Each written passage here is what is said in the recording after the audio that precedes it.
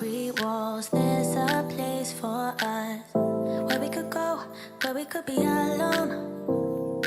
Between city lights, we don't have to hide. I wanna go, do you wanna follow? There's something in the air, I can't explain it, but it's there. Ain't nobody gonna find us in our secret love affair. I don't wanna have to hide no more, it shouldn't be unfair. I wanna go, and I wanna know, do you wanna follow? Baby, do you wanna follow? Come with me, do you wanna follow? Baby, can't you see that? I wanna go, and I wanna know, do you wanna follow? Baby, do you wanna follow? Come with me, do you wanna follow? Baby, can't you see that? I wanna go, and I wanna know, do you wanna follow? I can't understand why we can't hold hands, but they don't know what we have is real love. Aren't you sick and tired of having to hide? I know a place, do you wanna follow? There's something in the air, I can't explain it, but it's there. Ain't nobody gonna find us in our secret love affair. I don't wanna have to hide no more, it shouldn't be unfair. I wanna go, and I wanna know, do you wanna follow? Baby, do you wanna follow? Come with me, do you wanna follow? Baby, can't you see that? I wanna go, and I wanna know, do you wanna follow?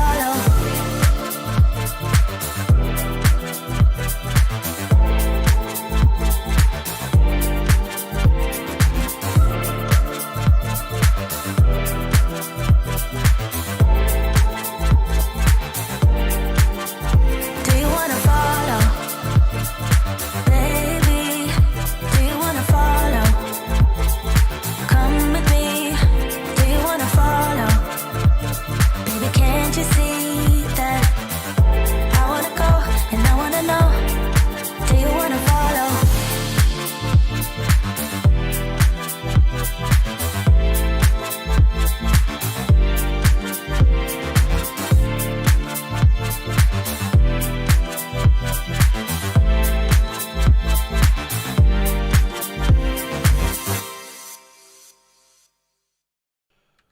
Hello there, everybody. It's Sunday afternoon. It is 1 p.m. where I am.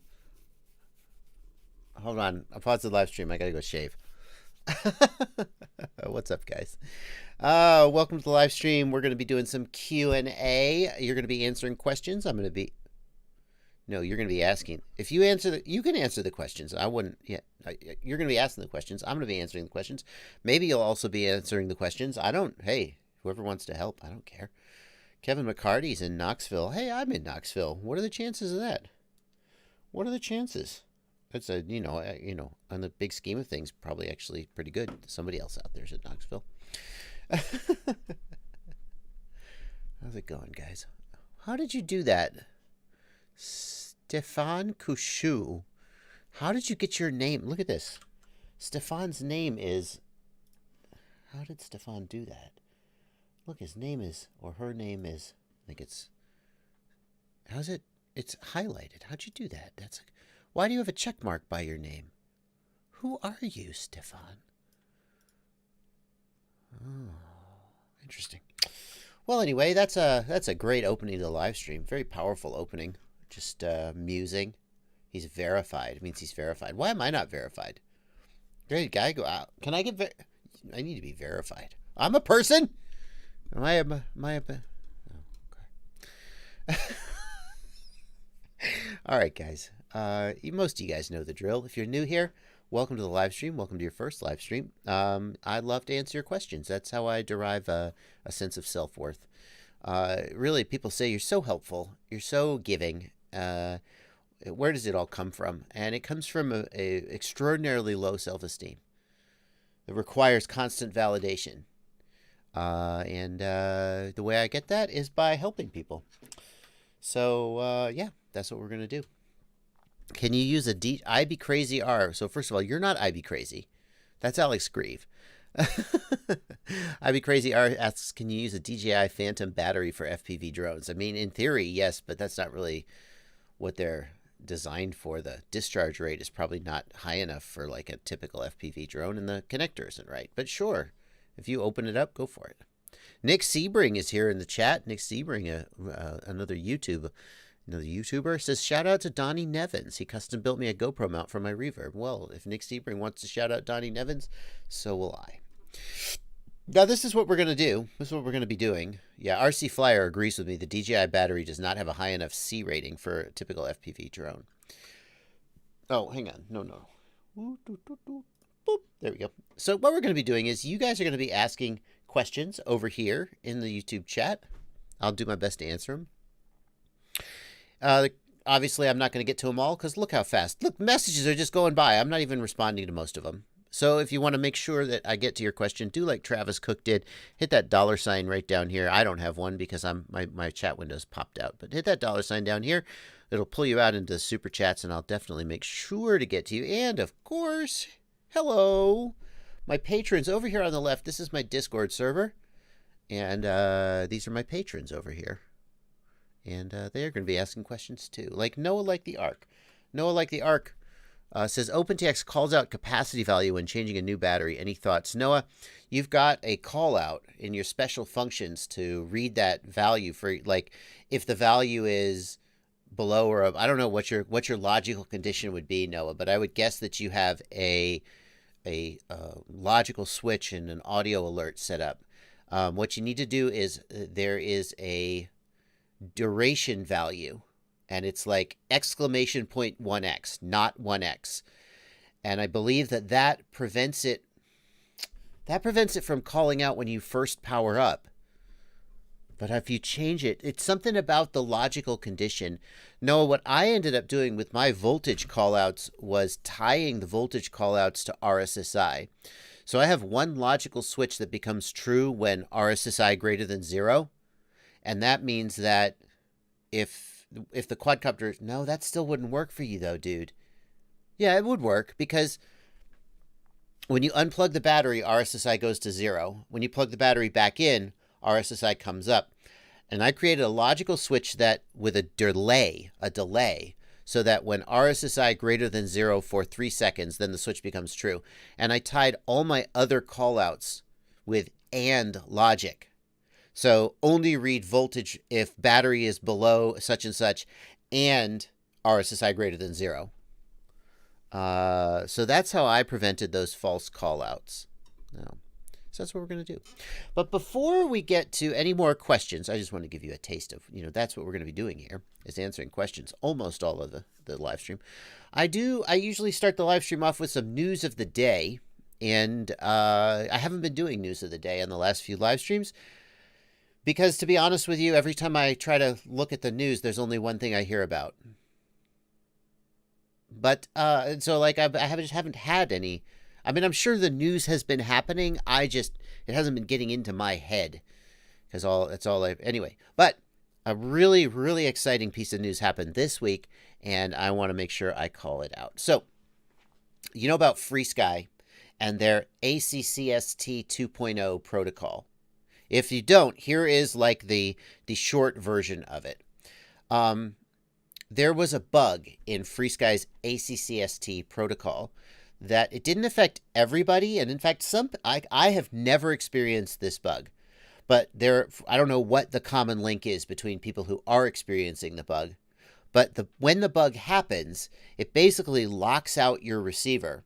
Your channels freeze up. It's kind of like failsafe, except failsafe shuts the receiver down. What would happen with this bug is some of your receiver channels would freeze, and you can imagine why that's a bad thing. Your quadcopter just goes off into the distance, and you try to disarm. No, doesn't work. So that's a pretty big freaking deal. People could be injured. I'm sure potentially somebody has been injured.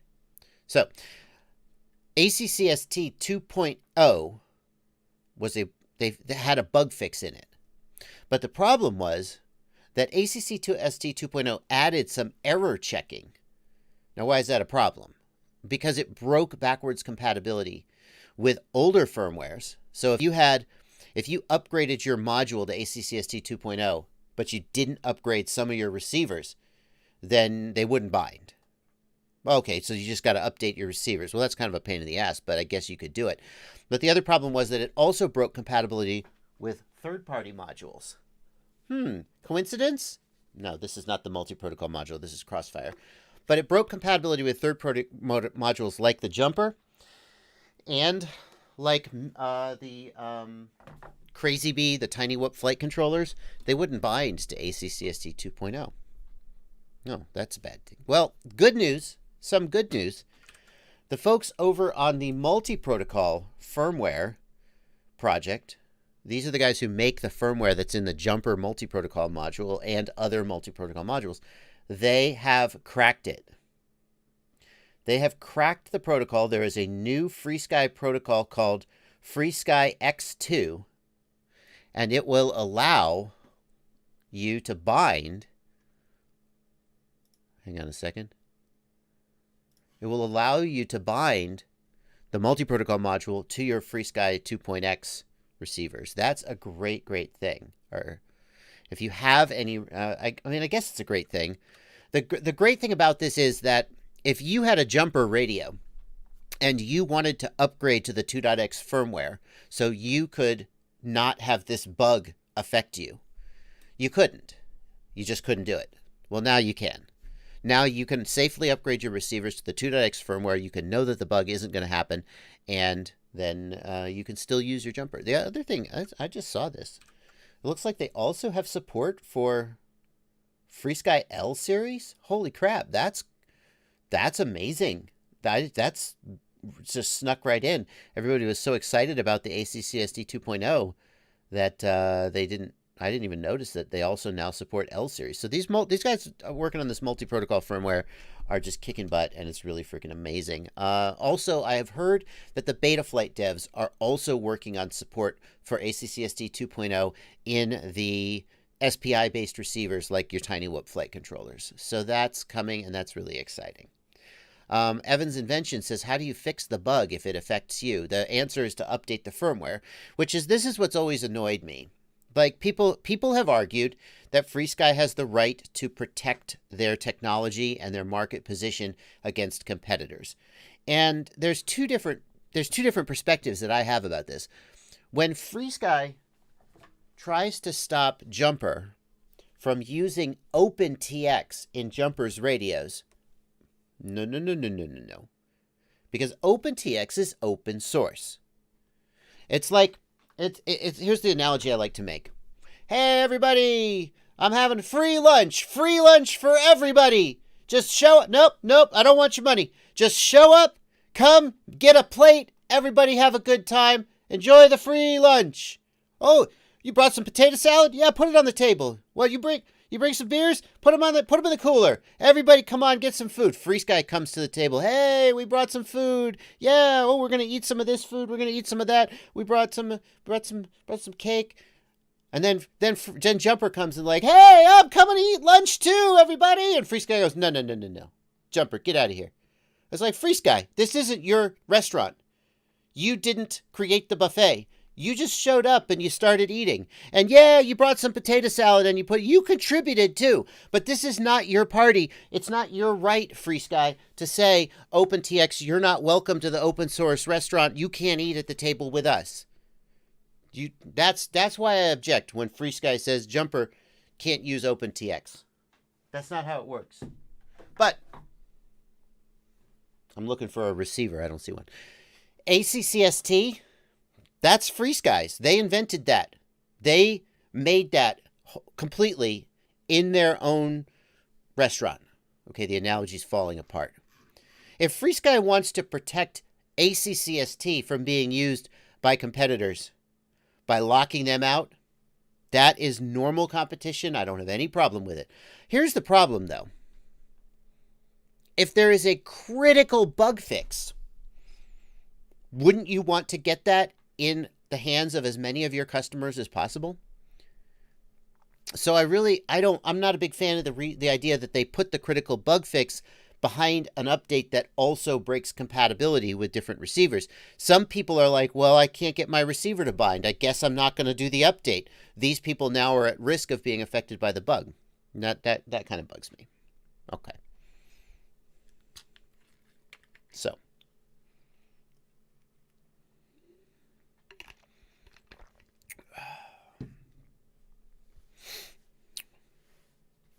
Anders Martinson in the Discord asks, thank you for being a patron, Anders Martinson.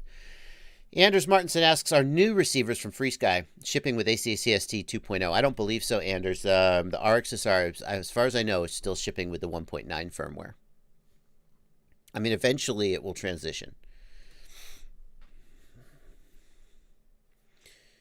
Last Reeses is trying to say hello to me. Hello, Last Reeses. Buffalo Man, I mean... Do you think I seem pissed off, Buffalo Man? I don't know. I am pissed off. So my position about I feel very strongly about open source because I feel very strongly about fairness. Okay? I like open source projects because I personally like having access to developers and being able to be a part of and watch. I don't contribute code, but I watch and learn by watching the development process.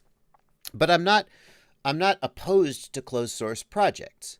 What I am opposed to is when a company takes an open source project, benefits from it, and then tries to take that away from everybody else. That's not fair. That's not fair. It's like if I blaze a path up the mountain and I put in stairs up the mountain, and then you just walk up those stairs that I made and you say, nah, nobody else can come up. That's not fair. First of all, you didn't blaze the path up the mountain. I did. The developers did. And if you benefited, what's your right to tell anybody else that they can't benefit? That pisses me off. It does. Okay. Hugin FPV wants to know what voltage regulator to use for the air unit. You need at least 10 watts. So about a 1 amp 12 volt regulator is the least I would use. 1.5 or 2 amp 12 volt regulator will give you a little bit of headroom. That's roughly the direction I would go. Like 2 amps at 9 volts, 2 times 9 is 18 watts. 1 amp at 12 volts is 1.2 watts.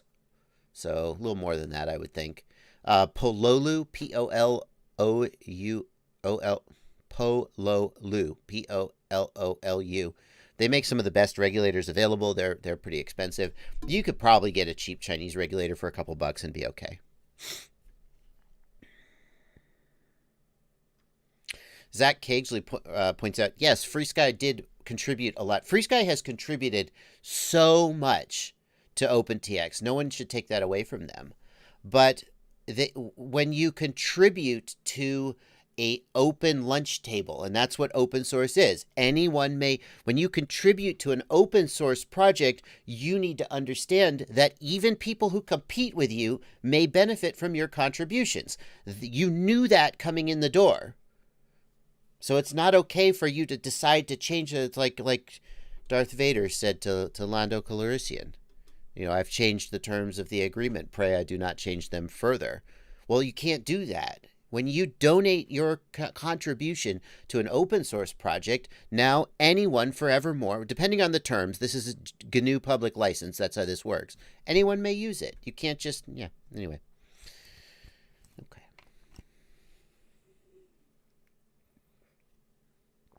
Danik FPV wants to know, Foxy or Wildfire versus Rapid Fire? Rapid Fire is better. How much better is it? I have a video where I did some tests. I did my review of the Wildfire. Rapid Fire beats everything else out there. The question is, how much does it beat it by, and do you care?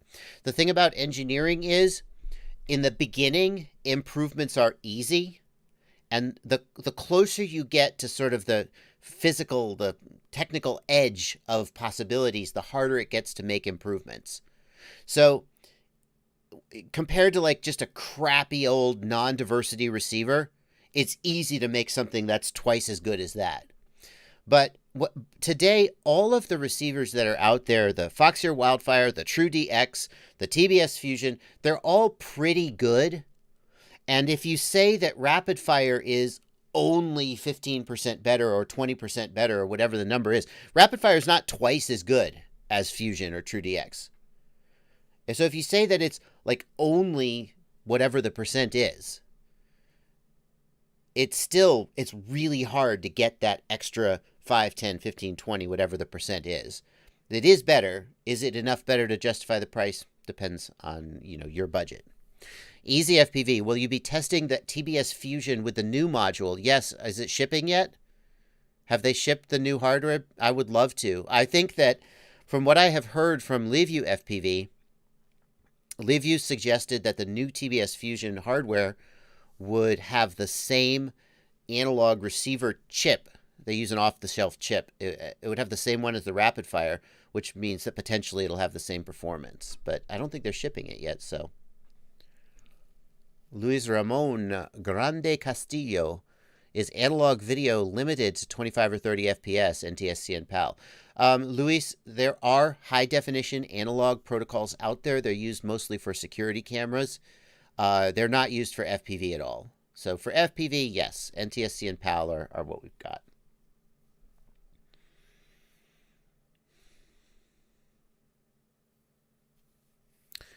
Ben Geichenbeek. Sorry, Ben. If I experiment in liftoff with diverse kind of props on the same quad, is that going to work in real life? There's always like one set of props in the simulator that they've done the most testing with, and that seems to be the most accurate. I think that the difference in simulators is, I think that simulators are not perfectly like real life. The best you can do with a simulator, I think, practically speaking, is that they test like one particular quad with one particular set of props and motors, and they try to get that as accurate as possible, and they get pretty close. But the ability to do things like, well, now I'm going to put a different battery or different motors on it and have that also be accurate, I think that gets really challenging. Simulators are very useful for practicing in, but you really have to work to make them perfectly or closely match one particular setup, and then getting them to also match changes or tweaks to that setup, I think, is pretty challenging. So.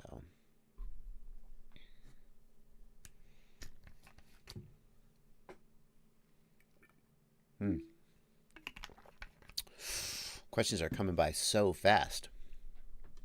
Nick K says, if you're planning on flying long range, would you go digital or analog? Nick K is talking about 4 to 6 miles. Nick, I think the limitation, the advertised range of the DJI system is 4 kilometers. And with directional antenna, I'm sure you could push that, but I think you would struggle to get out to 6 miles with DJI. So that's a strike against DJI. The other, pardon me. The other thing is that DJI doesn't fully support the Betaflight OSD, and they recently added some GPS-related OSD elements, like the direction home arrow, the distance home, but they still don't have all of the OSD elements that you would want if you were going to do long range. So I think that for long range, you're still going to be analog for at least, like the foreseeable future. If they fixed the OSD elements, which they might do, I don't understand why DJI doesn't support all of the Betaflight OSD elements. It seems like they should have enough bandwidth in the channel, enough data rate to spare to get all those elements in there. It's just a couple. Anyway, I don't know why they don't do that, but presumably they have a good reason. But even if they fix the OSD problem, you still have the issue of range, and I just don't think that system gets out to 6 miles under most conditions. Somebody will put some crazy antennas on there, maybe, and prove me wrong. Here's a piece of news from Nate Man in the Discord. This is a teaser from iFlight. Well, you guys are seeing this at the same time I am, so I don't know anything more, but we'll heart this, sure. It looks like iFlight. This looks like, it says DJI FPV system. Where's the antenna mount? Where's the antenna mount? I don't see an MMCX for the antenna. Very interesting. This is, I mean, it's suggesting that this is some kind of a DJI system for, or that iFlight is partnering. That's weird. Tiago Ramos says that Trappy said, I guess on the TBS Lounge, that they were starting to ship the updated Fusion hardware. That would be really exciting. I would love to get that. Don't know anything about this new iFlight, but very interesting. I love the idea that DJI is working with established manufacturers to provide this hardware. I'm not sure what DJI's motivation is, but Stefan Min, isn't the Fat Shark Bite Frost perfect for long range? That remains to be seen, Stefan. The Bite Frost is like the output power of the Bite Frost that was released, last year in December or whenever it was. That output power was only 400 milliwatts. That's not enough for long range. So there are some advantages to Bite Frost compared to DJI. Bite Frost is a one-way link. So if you crank the power on the receiver and you have if you have a good directional antenna, you could go longer. But I think most people flying long range are going to want more than 400 milliwatts. Fat Shark is coming out with something. Don't know when. It is. They announced on RC Groups that they were going to be releasing a Bite Frost digital module that fit inside the HDOs. Presumably, it has to go into the head tracker bay. I don't know where else it would go, but the thing is, I really here's the thing. If you tell me that you're releasing a new frame in a month and you show me a CAD drawing of the frame, okay, I'll look at the frame and go, here's what I think. If you tell me you're releasing a new flight controller in a month and you show me an image of a flight controller, there's probably not going to be many surprises there. But for something like Bite Frost, which is or DJI, before DJI came out, it's a brand new, unproven technology in a very, very challenging and untested space. We got to wait until it comes out before we judge it. That's why whenever you see a new receiver module come out, people are like, oh, Foxeer Wildfire, it's going to be so good. And I'm like, wait and see.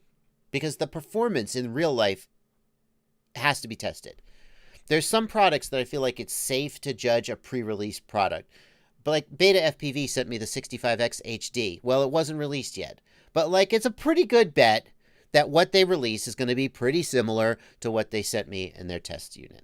So I feel like things like Bite Frost, it's not my skepticism is not pessimism. It's just skepticism. Just wait and see how it performs.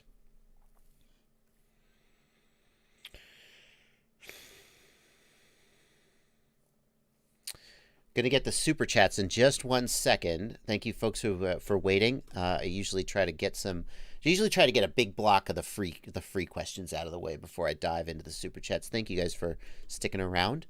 B42 Now wants to know in the Discord if there are any good custom build services for 3D parts for FPV drones. Yeah, B42 Now,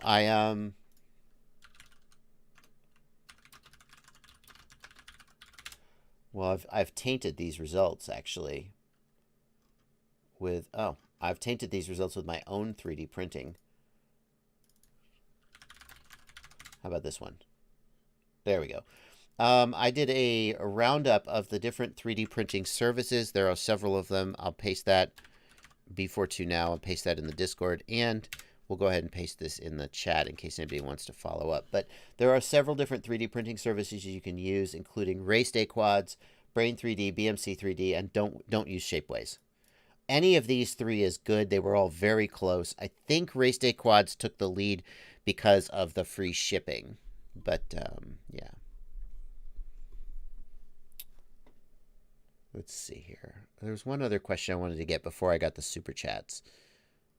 It was Anders Martinson in the Discord is looking to upgrade the X7 and RXSR. What's the difference between the XJT firmware and the non-XJT firmware? I don't know what you're asking there, Anders. If we look at the FrSky RXSR files,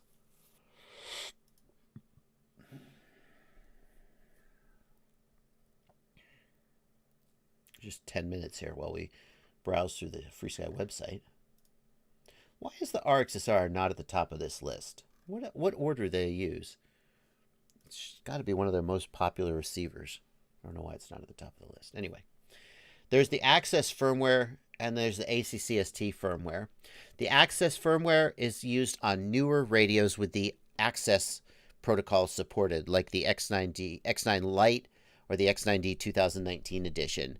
Your QX7, if it's the older QX7, you will not be able to use the Access firmware. So there's no choice there.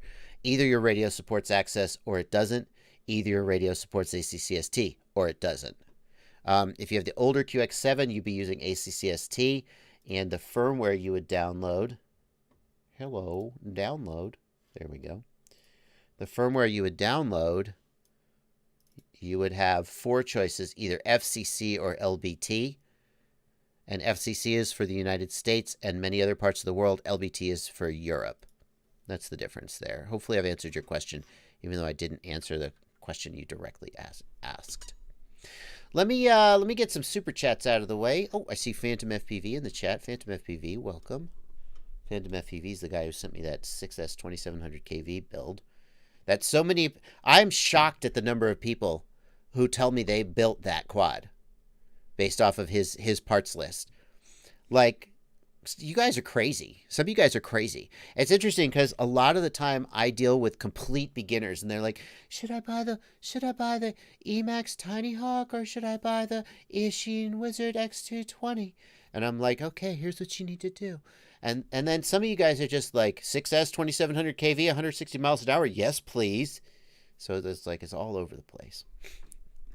Let's get some super chats out of the way. Edward Liu, thank you for $5. A half hour ago, Edward. I hope you're still in the chat. Edward says, I flew my quad into a tree and I can't seem to arm it. Is there any way of getting the tree? Oh my God. Even with turtle mode, you can't get the quad down from the tree. Ow. So if it won't arm even with turtle mode, maybe you pop the ESC and the motors won't spin. How to get a quad out of a tree. I've wanted to make a video about this. There are so many different ways to get a quad out of a tree. It just depends on the nature of the tree. Like, if it is safe to do so, I have seen somebody just hire a kid to climb the tree. Just say, hey, kid, I'll give you $10 if you go knock my quad out of the tree. Now, if you do this, the kid falls and breaks their arm, I'm not advising that I'm just saying I've seen it done. It depends on the tree, depends on the situation.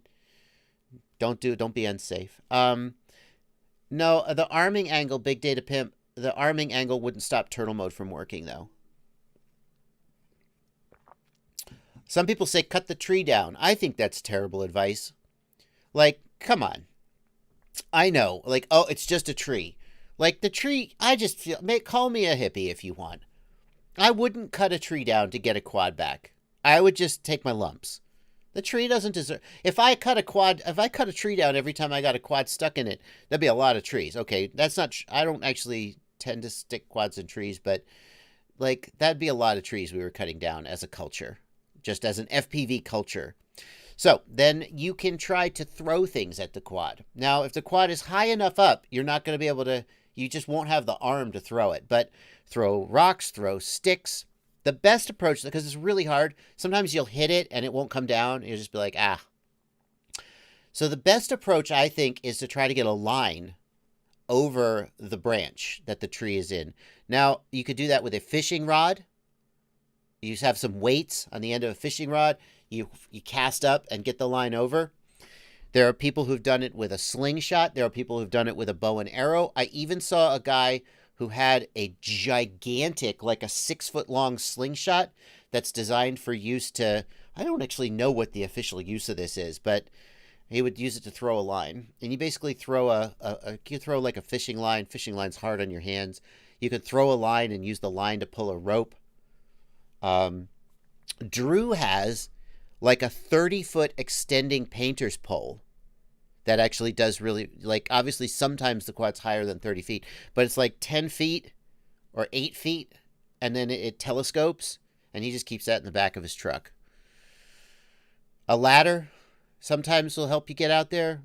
Some people have hired a tree service Now, if you call a tree service in your area, they might charge you $100 to get your quad down, but that might still be worth it if it's like a $400 quad with a $500 GoPro on it. I've heard stories of people calling the fire department, and the fire department comes and gets it down. That's not going to work in every area, but sometimes it works. These are some various options. So, those are some choices, Edward.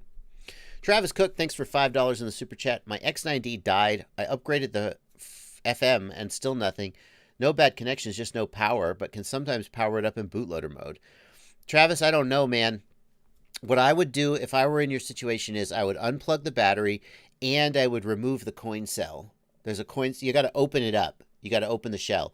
There's a coin cell in there. Maybe something has gotten messed up in your EEPROM or whatever. Maybe. If that doesn't do it, you may have hardware damage of some type. Bags FPV, thanks for $5. Bags is a moderator over on my Discord. Thank you for the support, Bags. Lahin Akhmedov, thank you for $2. Is there a script to view telemetry logs on OpenTX? That's interesting, Lahin. The telemetry logs on OpenTX are stored in a CSV file on the SD card. I mean, in theory, a Lua script could do anything it wants, but I don't know of a script off the top of my head that would let you view the telemetry logs. I think they expect you to do it on the PC, like with a spreadsheet. Hayden M. I am not the person to ask about Rotor Riot tech support, but if you emailed Rotor Riot store and didn't get a response, that surprises me. I mean, it's the weekend now. If you mean you emailed them yesterday on a Saturday and it's now Sunday and you haven't gotten a response, wait till Monday. But they typically respond within about 24 hours. But no, I don't know anything when stuff will be in stock at Rotor Riot store.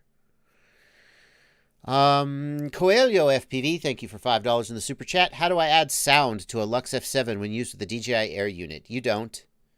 You can't. The DJI Air unit has a microphone built in, but it only records locally. It doesn't transmit that information at all. And the Lux F7 also, Betaflight flight controllers don't have anything to do with audio. So, Coelho, if you want audio and you're using DJI, in theory, the way to do it would be to buy an analog video transmitter with a built-in microphone. Then have a ground station or goggles, analog goggles, and plug your earbud into those goggles. No one's... If you had a Fat Shark module on the side of your DJI goggles, you could plug an earbud into the audio output from the module adapter and put that in your ear. The problem with this is that you would need a 5 gigahertz video transmitter transmitting at the same time as your DJI Air unit was transmitting, and there's a very good chance that would affect your range just because they're so close together. Even if they're on different channels, they still would interfere. It's basically not feasible to add audio. The thing is, the DJI Air unit has a microphone in it. I don't know why they didn't give you the option of transmitting the audio back to the goggles. But they haven't, and there's basically not a good solution for that today. Scarecrow FPV is here. Scarecrow FPV is the guy who did all the photos, all the good photos on my website. And my backgrounds. You know, like this background? That's Scarecrow FPV. This background, also Scarecrow. Great photographer.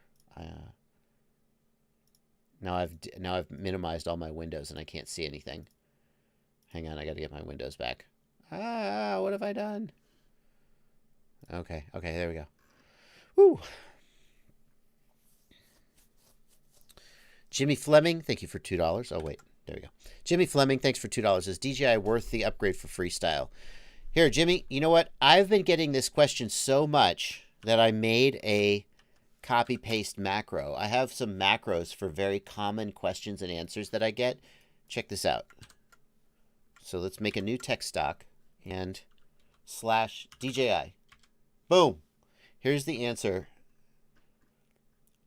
This is like the shortest answer I could come up with. Is DJI worth it for FreeStyle? Most people I know who buy the DJI system are thrilled with it, and many of them say they don't fly analog quads at all anymore unless they have to. I'm not making that up. That's a true fact. Although the DJI system isn't perfect, the image quality more than makes up its shortcomings for most people who buy it. That is an observation of mine based on many, many people emailing me about DJI and telling me their experience of using it. And here are the main disadvantages of the DJI system. Price, it's expensive.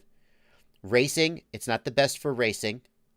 Analog compatibility, not much of an issue anymore. You can still fly analog quads now. DJI goggles don't fully support the Betaflight OSD, and your friends can't spectate you unless they also have DJI. Maybe you don't care about that. I should add one more thing, and if you are trying to fly long range greater than 4 kilometers, then analog will be possible, while DJI, well, you could get DJI further with antennas, but will be, I don't know, analog will work better for long range. That's a short answer, Jimmy. Is it worth the upgrade? The only question, there's no doubt that it's going to give you a better experience. For freestyle, the downsides will matter less, and the only question is whether you can afford it. There you go. Laheen found a script that lets you view CSV logs. That's amazing. No audio. Xhawk, you're right. Xhawk, no audio is a downside, although I don't fly with audio, so I guess I didn't think of that one, but I should add it to the script, I guess. I wouldn't see that no audio being a deal breaker, though, but that's just me. Vitold M, thank you for 25 PLN. Redding Durance, thank you for $10. Can you explain what happens when rapid fire loses video lock? Yeah, so here's what's going on, Rating. You got the video signal, and the video signal is whatever, 30 frames per second, right?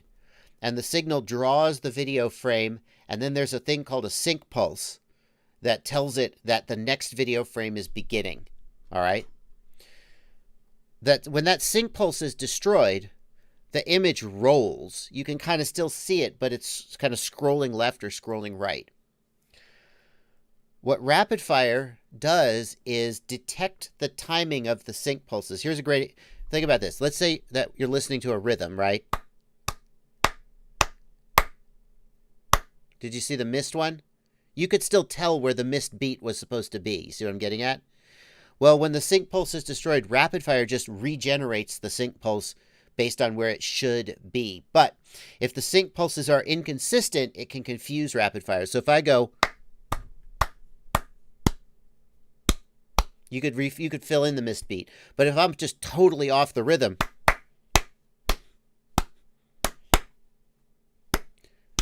was that a missed beat, or is my rhythm all screwed up? That's what happens when rapid fire loses sync. If the signal is not consistent enough for it to pick up on the rhythm, then it'll get confused and it'll lose lock. Yeah, so when you lose lock, what that means is that rapid fire will fail from mode 1 to mode 2. And in mode 2, it is not trying to reconstruct the sync pulses anymore. When you lose that lock, it means I can't keep up with this. And what that means is that your image is more susceptible to scrolling or rolling. But the flip side is that if rapid fire thinks it has lock, but it really doesn't, then you can get the famous rapid fire screen roll, where it will actually, rapid fire will make the screen roll. So when you lose lock, it just means that you're a little bit more vulnerable to signal breakup, but that's about it. Chris Comeo, thank you for $5. I'm new to FPV. Any words of wisdom about charging batteries? Should I be charging in a LiPo bag? Chris, charging in a LiPo bag is definitely safer than the alternative. Many people don't charge in a LiPo bag. If you have a fire and you have a LiPo bag, it will help prevent things nearby from burning. The bottom line is that the number one piece of advice is that you should never charge your batteries unattended. You should be in the room with them, because usually when a battery lights off, it will give you a warning. It will puff, it will make a popping or a crackling sound, or it will maybe begin to smoke. And if you're in the room, you could hopefully like snatch it and toss it out the window or something, right? By the way, it's a good idea to have some kind of like, the other advantage of the LiPo bag is there are people who the battery starts to pop and they grab it. And as they're holding it in their hand, it lights off and they get really bad burns on their hand. Well, if you have a LiPo bag, you'll be able to grab the bag and that'll protect you a little bit. So the best advice is to never charge unattended. That's what I would say. Ron Grant, thank you for $5. Is there a style of frame that's harder to tune? Ron, I wouldn't say that the style of frame, TrueX, StretchX, Squash, makes it harder to tune, but I will say that the design of the frame, some frames have more of an issue with resonance than others. And the problem, think about like a drum head. If you tap a drum head, it will sound a note, right? And because the resonant characteristic of that is so prominent, trying to stop that is challenging. You can kind of move the resonant frequency around, but without actually physically changing the size or structure of the drum head, how would you stop that resonant note from sounding? So a good frame design will push those resonant frequencies higher so it's easier for filters to get rid of them, or it will minimize the magnitude of the resonant frequencies. A bad frame design will have a lot of resonance and create problems for the flight controller. But I wouldn't say that StretchX, TrueX, or SquashX. You really just have to get experience from people who are flying the frame and know, oh, this one has a problem. That one's pretty good. Shea Butter, thank you for $2. RC Funds Diversions, thank you for $2. You ever have a quad that you couldn't get rid of the jello? Yeah. I mean, are you using an ND filter? Because that's the #1 way to fix jello. But other than that, I probably would be thinking about switching frames. Aerial Imagery 321, thank you for $5. Thanks for all your help on Facebook Messenger, for sure. I use the DJI camera only. Are there any stick-on filters like Camera Butter made for the DJI camera? Aerial Imagery, that's a very interesting question because normally I would say there is no point in putting an ND filter on an FPV camera. Like, who cares if you have motion blur in your goggles? But with the DJI camera, your FPV camera is also your HD camera, assuming you're not running a GoPro, which many people aren't. So you may want to actually put an ND filter on the DJI camera. The challenge is that, so like Caddx has released some cameras with ND filters that just, they go on like a lens cap and they just fly off. As soon as you crash, they just fly off and they're gone. As far as a stick-on filter goes, I mean, a lot of those stick-on filters are basically just window tint. Certainly you could try buying one of the stick-on film filters and cutting it down, but getting it installed without bubbles is, I think, going to be really tricky on such a small lens. I think you're out of luck on that one. Peter Velsine, I'm sorry, Peter. PLN, 25 PLN. Next week, I'm getting my first FPV quad, and I've been thinking about setting my rates very low, like 150 degrees per second. Is it a good idea? Peter, for beginners, definitely using low rates helps a lot. I think 150 degrees per second is too low for a typical FPV quad. You might find a big cinematic quad flying with those very, very low rates, but I wouldn't go below about 300 or 400 degrees per second for a typical like FPV quad. If you have too low rates, you don't have enough agility to respond quickly when the quad is moving. And the problem is that the quad is moving so quickly sometimes that you need that. So I'd go down to about 300 or 400 degrees per second at the lowest. Other people are saying Betaflight stock rates are just fine. Yeah, I mean, stock rates are about 600, 660 degrees per second, I think. That's not bad. But 300 or 400, if you want to be a little conservative as a beginner, 300 or 400. All right, we're caught up on Super Chats. Pajim FPV has cracked the internal lens on his Hero Session. I don't think you can fix that. If you crack just the outer part, it's easy to buy a replacement. But if you crack the inner lens, that's not considered a user repairable part. I'm sorry to say, man. It's possible you could get it out. I mean, it's possible, but it's not really designed for that.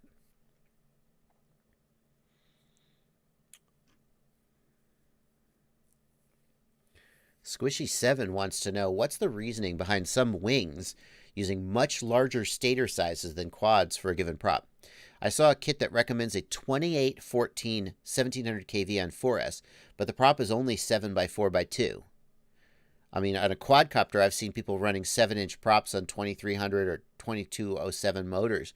Why would you have a 2814? Squishy, I don't know the answer to that, especially because a wing is more efficient than a quad. I mean, I don't know. The truth is that I don't have a lot of experience working with designing, building, and flying wings. So there may be a good reason, but I don't know what it is. The other thing about wings is wings need to change the motor speed. They need much less torque. On a quadcopter, you have to spin the motor up and slow it down really fast. But on a wing, you're just going to set the throttle, and then you're just going to go. So I'm not sure why you would need a 2814 to swing a 7-inch prop. I agree that that's really surprising. I don't get it. Ciati FPV says the wings sit the motors at the same RPM for a while. But it seems like that would be an argument for a smaller motor, though. Kyle K reminds us, a wing, you would be more likely to set a wing at 100% and leave it there. That is a compelling argument there. Maybe that's what Ciati was getting at, too.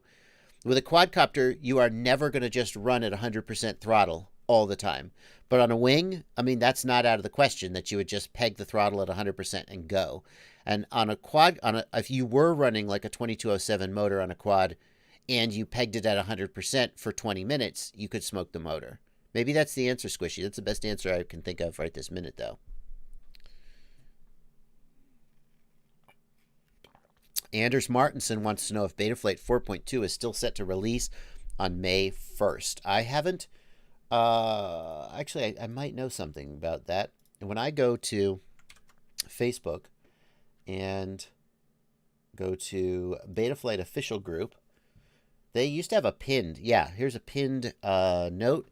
The Betaflight 4.2 release schedule. They are still showing planned release of May 1st for Betaflight 4.2. If you're one of the only people out there who's been saying, you know what, I wish Betaflight would update again. It's coming.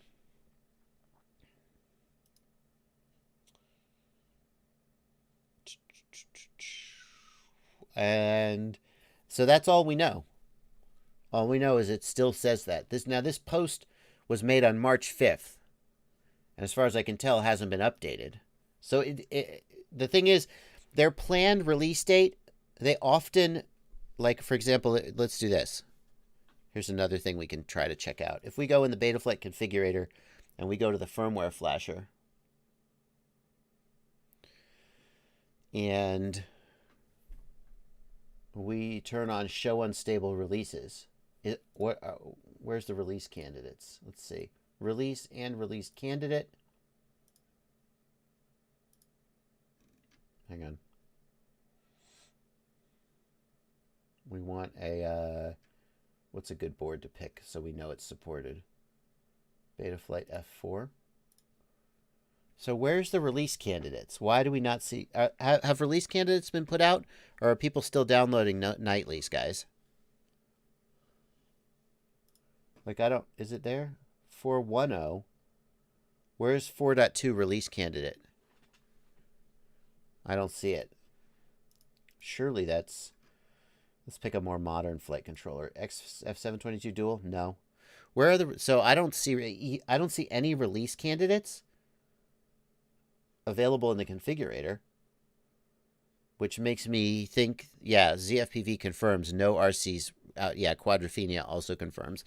So maybe release candidates will start on May 1st. But if they haven't put a release candidate out as of April 26th, they're not going to have a final release on May 1st. They always go through, like, look back here. For 4.1, look how many release candidates there were. There were 6 release candidates, and look at the dates. May 9th, the final release was June 10th. So they had a month of release candidates for 4.1 before they finally released. So if they release their first release candidate on May 1st, 2020, then perhaps by June we'll have a final release. They're called development builds in the dropdown. Right, but right. So we could get a development build correct. Here's where we can get. And by the way, if you didn't know this, some people didn't know this yet. If you turn on show unstable releases and then enable expert mode, you can get release candidates. You can also get development. These are nightly builds. These are not tested, and you should not consider them like safe. But if you want to test out a nightly build, you can. The fact that they haven't put out any release candidates yet makes me think that May 1st is a little too early for a final release. Haha, yes, I know, Dino FPV.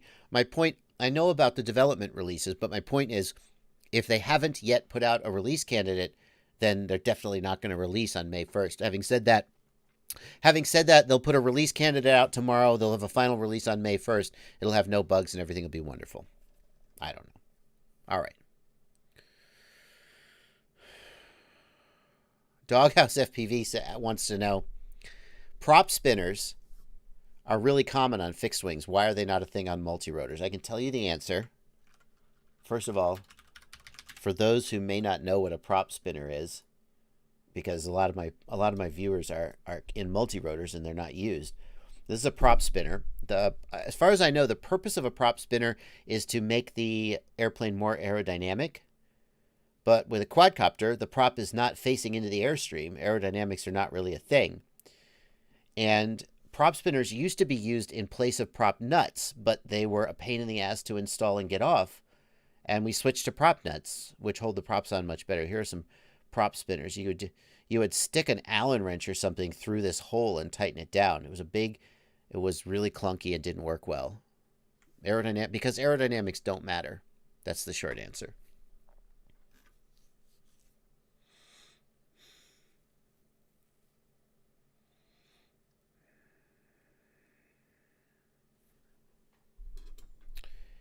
WTFPV says, W2F FPV, any plans to look at the Radiomaster T16S? Yes, they're supposed to be sending me one for a review, but I haven't gotten it yet.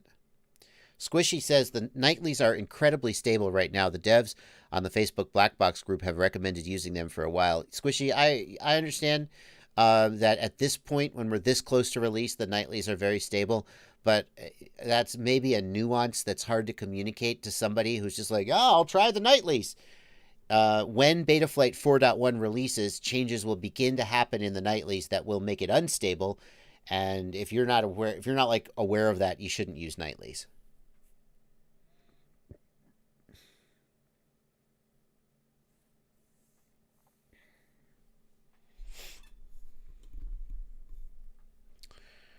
Let's see here. Let's get a few more questions from the plebs over in the YouTube chat. We had a bunch of questions from the Discord and from the Super Chats. Are there any other multi-receiver radios other than the Jumper T16 that you would recommend? Asks Dan Multi. Dan, you can put the Jumper 4-in-1 module into any radio that runs OpenTX. So if you like the idea of a 4-in-1 module, but you don't want to run the Jumper, you can get that module and put it in any radio with a JR module bay. If you have one of the FrSky radios with a light module, the little thin module bay, I think the company's name is Vantech. They make a multi-protocol module that goes in the light module bay.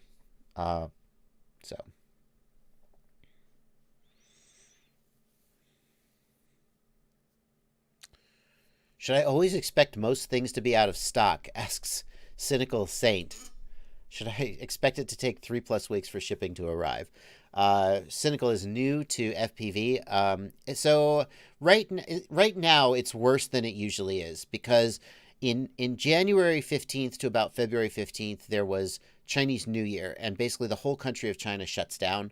And everybody in the RC hobby knows that you order all your stuff in December and you get it by January. And then if you don't get it by January, you're not getting it till March, because all the factories are shut down. Nobody is shipping. But then the coronavirus thing happened and the shutdown extended. It's only just now that we're starting to see some items come back in stock. Like TBS Crossfire has been out of stock for months. So things are often out of stock.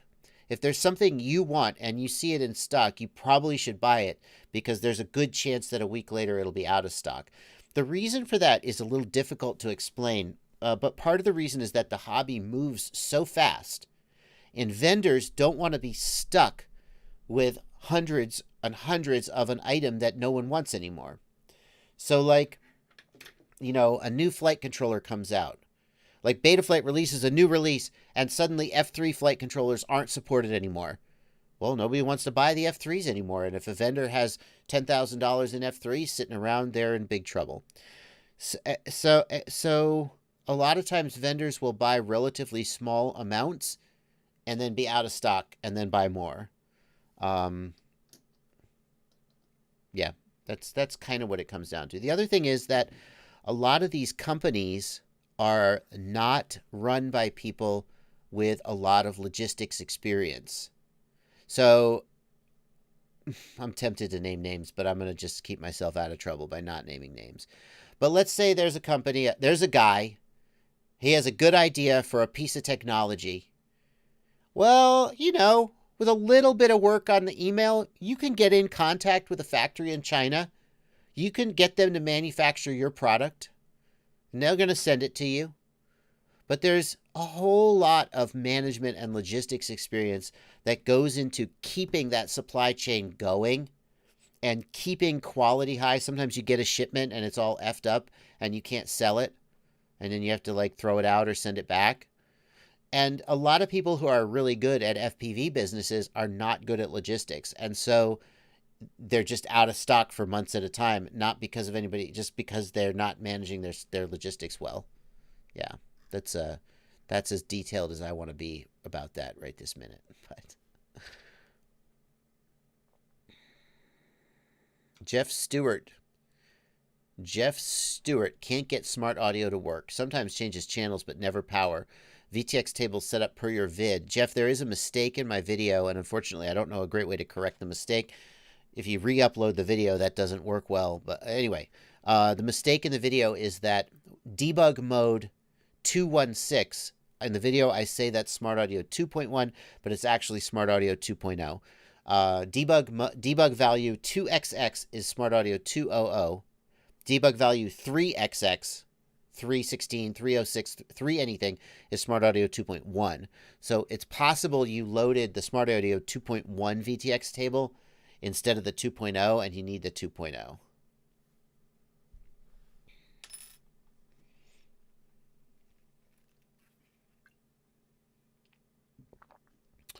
Mr. Tuck says, I recently saw a German store selling Naze 32s. Ouch. Naze 32 is a really old flight controller. Own Drone asks, is the JB flight controller on Banggood the real one or just a clone? It is the real one, Own Drone. We were really conflicted about whether we wanted to sell through Banggood, because when you sell through Banggood, sometimes your product gets cloned. But a lot of people outside the U.S. can't afford to pay shipping from the U.S. and then customs from the U.S. So we did a trial run, and I guess it's still going on. Really, Race Day Quads handles all that. I mostly stay out of it. But it is legit, as far as I know.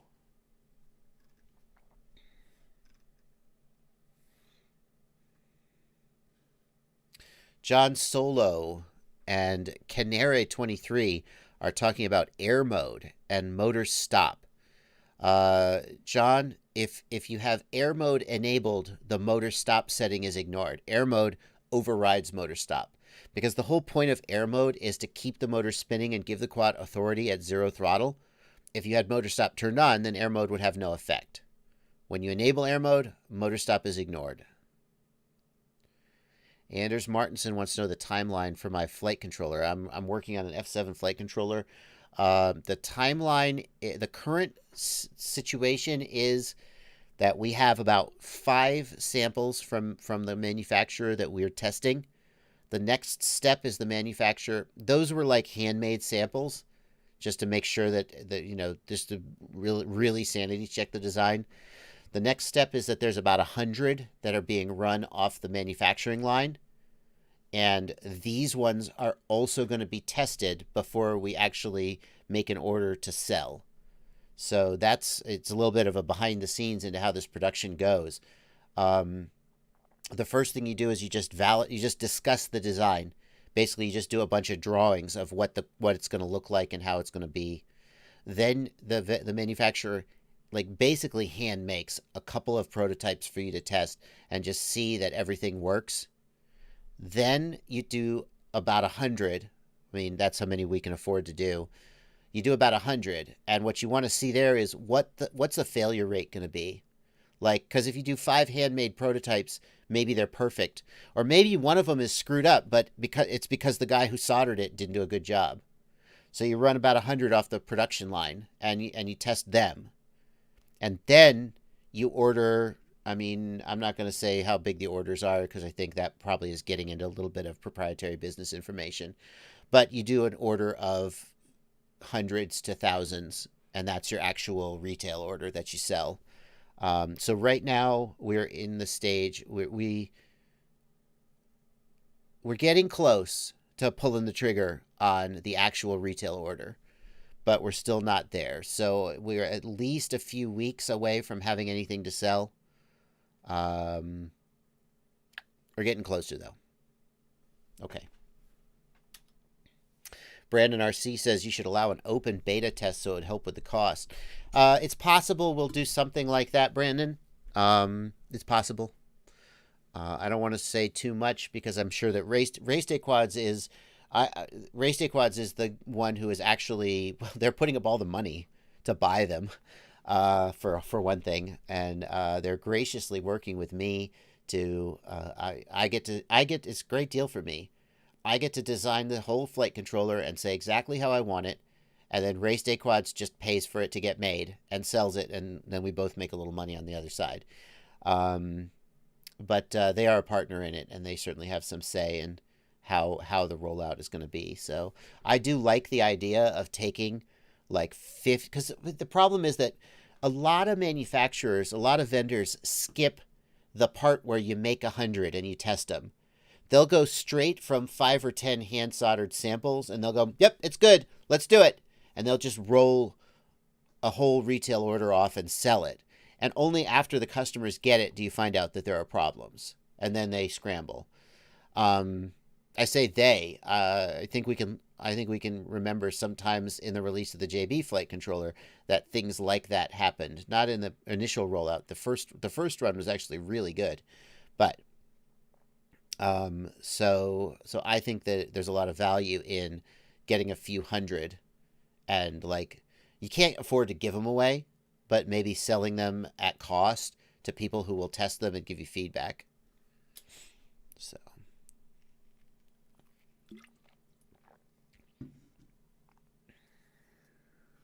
Squishy wants to know who the OEM is. The OEM is iFlight. I'm a big fan of iFlight. I just think they make good flight controllers, and I really like their designs. And I think overall their quality has been pretty good. Yeah. We'll ask for pad location and size of pads for soldering wires. All right. Well, I don't think I've posted this yet, but I'll show you. And I hope I'm not spilling the beans too soon, but we're getting pretty close. I don't think I've actually revealed the full pad layout. Let me find a picture for you guys to see. I'm not 100, but I think this is final. Hold on.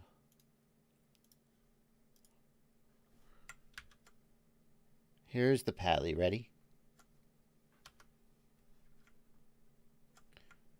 It's going to jump to a different, hang on, left monitor. There we go. So here's the pad layout. We've gone for great big pads to make it easy for beginners to solder to, and to make it more resistant to pads lifting due to heat. I'm going to give you guys a second to sort of dig through this.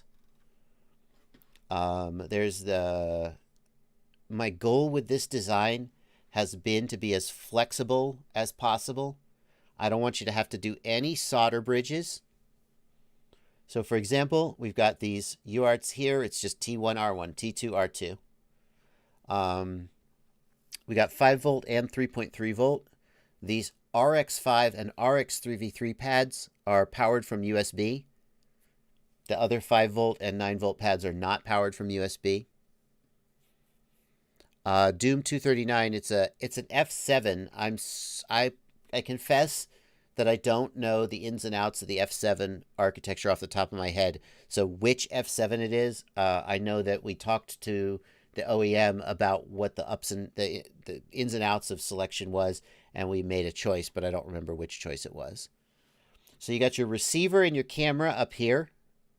There is an analog camera control pin if you choose to use it, but there's also a UART here. So the idea is that you could have this as your camera UART if you prefer.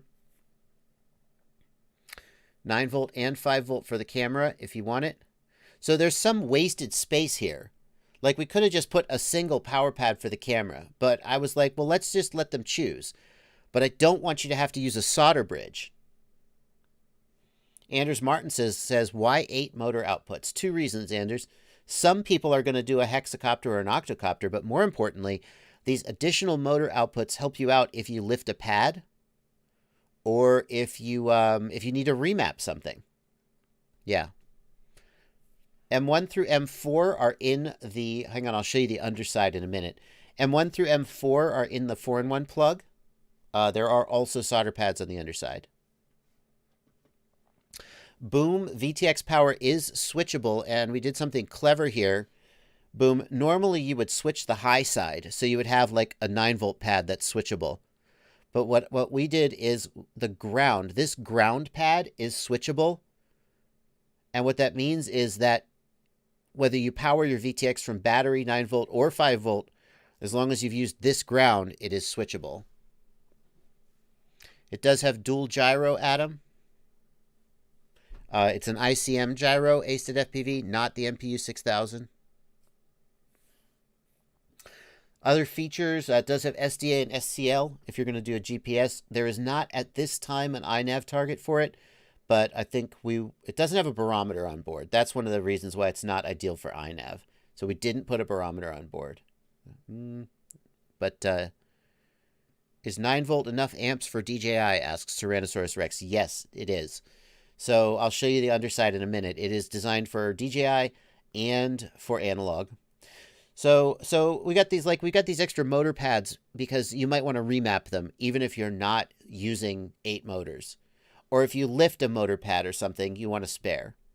I put these ground 5 volt, 9 volt, and BAT plus, these large bus pads here. Because okay, just how many 9 volt pads do you need? I don't know. I'll give you as many as I think you want. And then here's some more.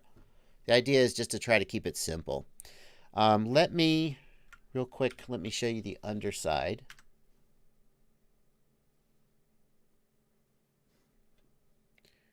Corviday says, you will have no return path for VBAT through the vid and UART pins. I'm not following you there, man. You will have no return path for VBAT. Bad idea on switching ground. Tell me about that. You will have no return path for VBAT through the vid and UART pins.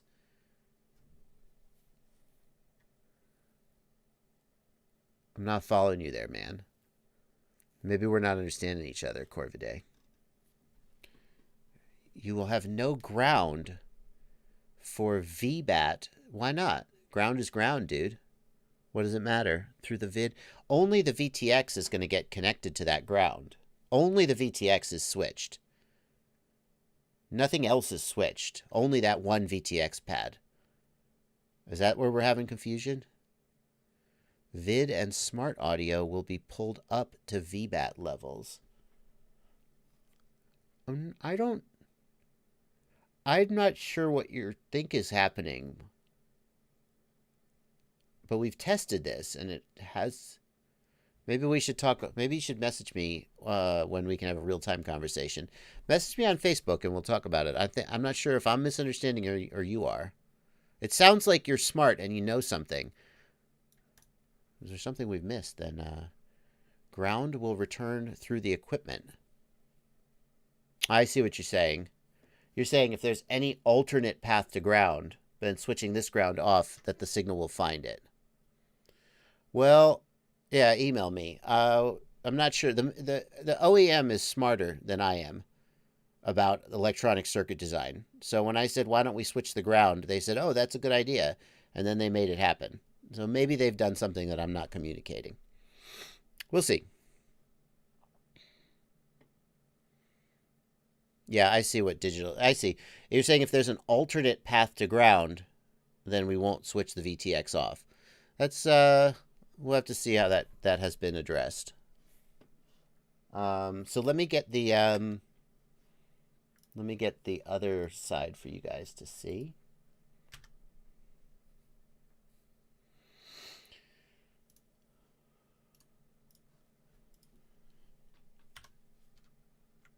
All right. So then here's the underside. You can see on the underside there's a 4-in-1 plug. 4-in-1 plug has telemetry and current sense input, no problem. And there's a plug over here for the DJI Air unit, so you can plug in the DJI Air unit as well.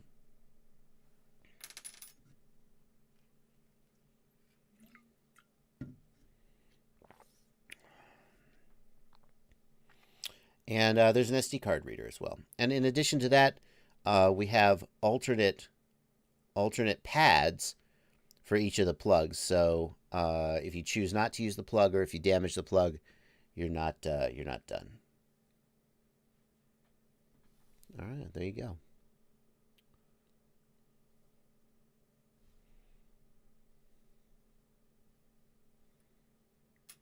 Uh, 507RC, it is using the standard iFlight,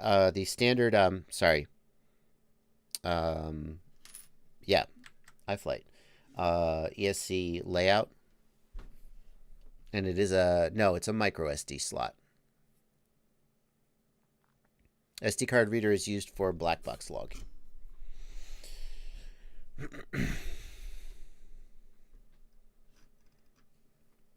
Yeah, anyway.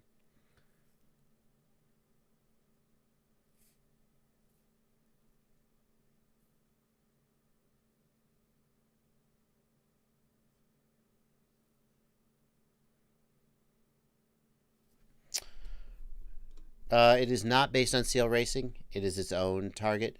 We're actually going to have two targets, one for the DJI configuration and one for the analog configuration. It's the same hardware layout, but different default settings. So,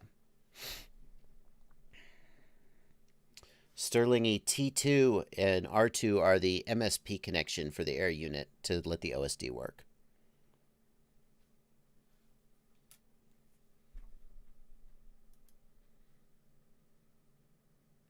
I see what you guys are saying. You guys are saying that when the UART pin is pulled low, that will provide a path to ground. And then VBAT supply will go through the UART pin. I see what you're getting at. I have to say, I don't know the answer to that because I'm not an electronics engineer. It's definitely a question worth raising, and I hope that when we raise that question, they'll go, "Oh no, we thought of that." We'll have to see. Anders Martinson, not prepared to discuss price range yet. That is a decision that's being made by the guys putting up the money, which is Race Day Quads. We have always targeted we've never priced my flight controller or my ESC at like ultra premium range. So, yeah. I think yeah.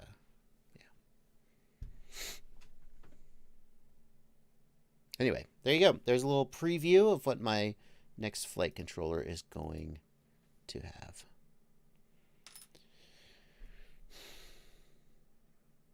That's what I wonder, Drews. Drews says, wouldn't those things be separated by like transistors and diodes? And I don't know the answer to that.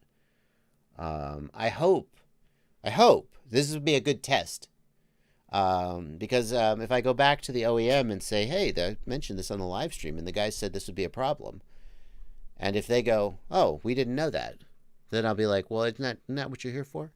And if they go, no, we thought of that, and then I'll be like, oh, okay. We'll have to see. We have tested it, and nothing blew up. So far, I think maybe this is a more hypothetical. Anyway, so there you go. A little preview of that. Let's now we gotta get back on the now I'm sort of out of I'm just thinking about my flight controller. I gotta get back to answering questions. Let's get some super chats. How about that? Oxyzy, thank you for €5 in the super chat. I have a Taycan, but when configuring the OSD, the RSSI stays at 0. Oxyzy, depending on the receiver that you've got, the way you set up RSSI is different. RSSI basically never works just right out of the box.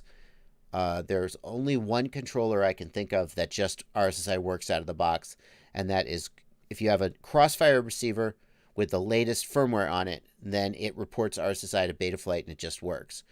If you're using an RxSR Oxyzy, here is how you need to do. There's two ways you can get RSSI. One is by using F-port, which you are not doing, but you could. If you're using F-port, then automatically RSSI is reported. So I guess that's two receivers where RSSI just automatically works. But F-port, there isn't a FrSky receiver that ships with F-port pre-installed, so I don't think that counts. The other way to do it is this video, RSSI in OSD. Oxyzy says, I don't use F-port. Yeah.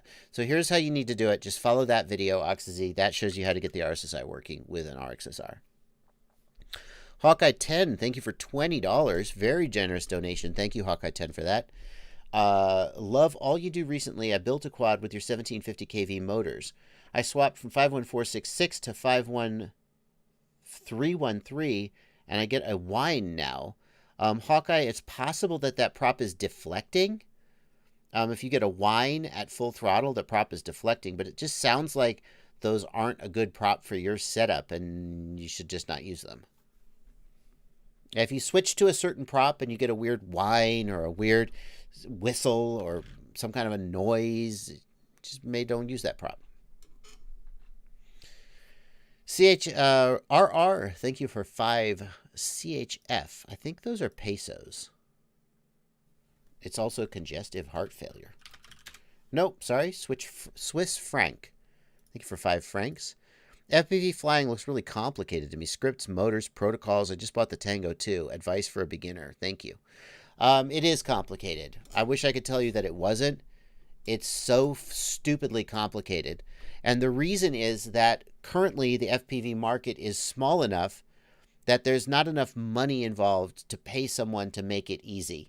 Like if you look at what DJI did with the Phantoms, they made them mostly idiot-proof. You don't have to know about drivers and programming, and you just turn it on and it works. It cost them a lot of money to make that happen, and the market is big enough that they made their money back, and more so. FPV is not like that, and you just have to accept that there's a lot of knowledge. There isn't...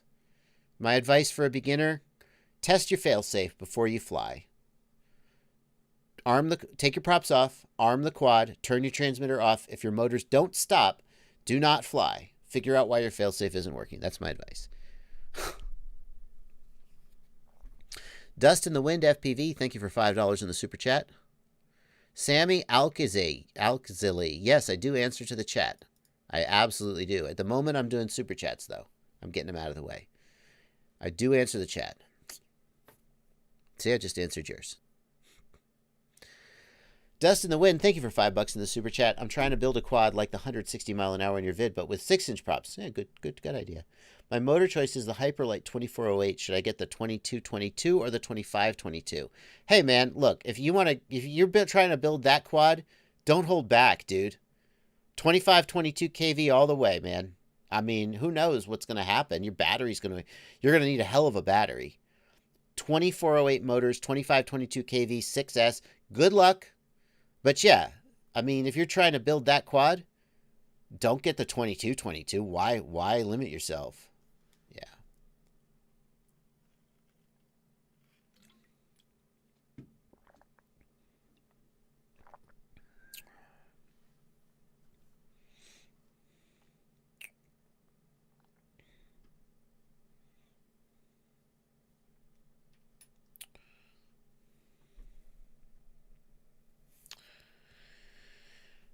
A minor threat.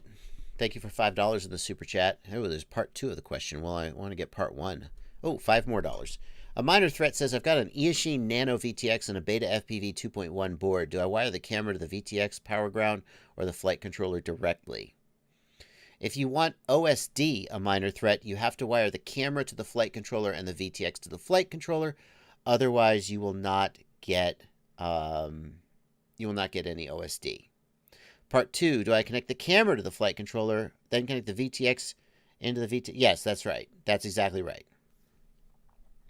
Thank you, FPV Wannabe, for $2. Aaron Johnson, 20 Swedish kroner.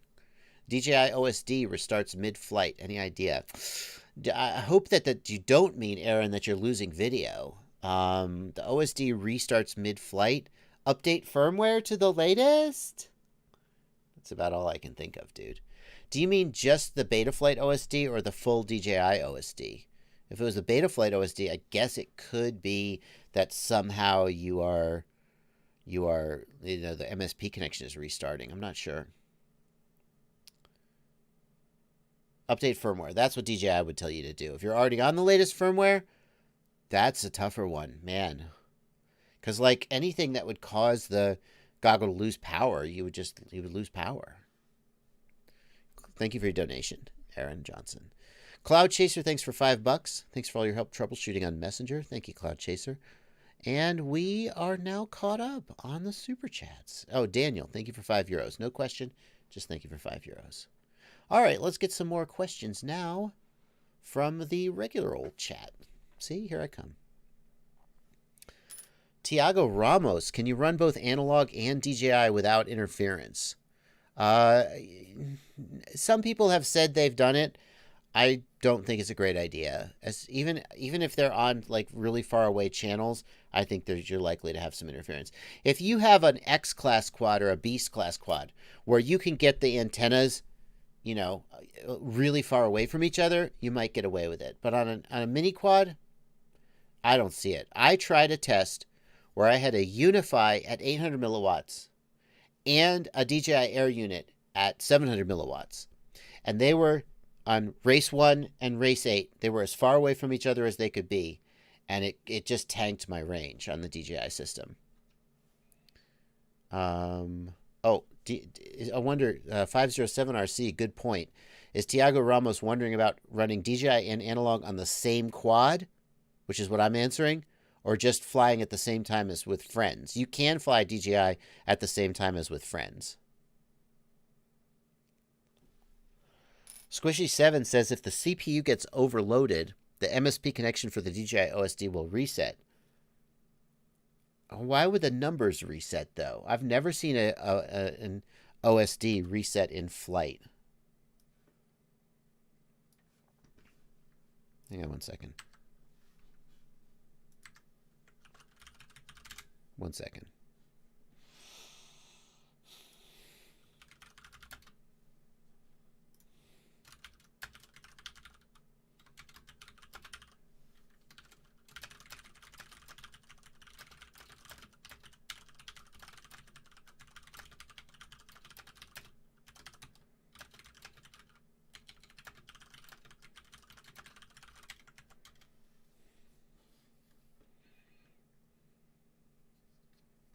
Hang on 1 more second, guys.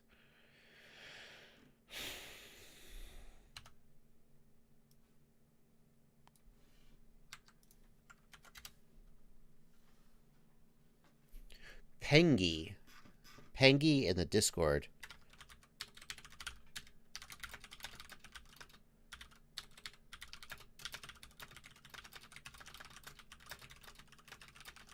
Thank you for your input on the flight controller design and the low side switching. Pengy or Pengy in the Discord and other folks in the chat that that is not an issue that I'm aware of, because I'm not an electronic circuit designer by any means. So that's the kind of thing that I was like, why don't we switch the low side? Wouldn't that be cool? And then I just kind of like, I'm just the dumb guy with ideas, but hopefully the smart guys in the room know the answers. Well, we'll see. But I appreciate you guys raising the issue about switching the low side of the VTX on my flight controller. See, that's the difference between. No, I'm not going to do it. I'm not going to do it. Sometimes you're in the room and you're like, why don't we do this? Huh, guys? Why don't we just do this? And then other people are like, that's a terrible idea. And then either you go, oh, I see. Okay, well, just throwing it out. Or you double down. Am I coming to International Open this year, JoJo 4? I have no plans at this time. Travel is pretty precarious. Even if the country opens up and, even if I/O happens, I'm not sure. I don't know. I don't really like to travel under the best of times, so probably not coming to I/O. A minor Threat 99 wants to know if Bitefrost will be the savior for Fat Shark and their goggles soon. Depends. We have to see what kind of a product they come out with.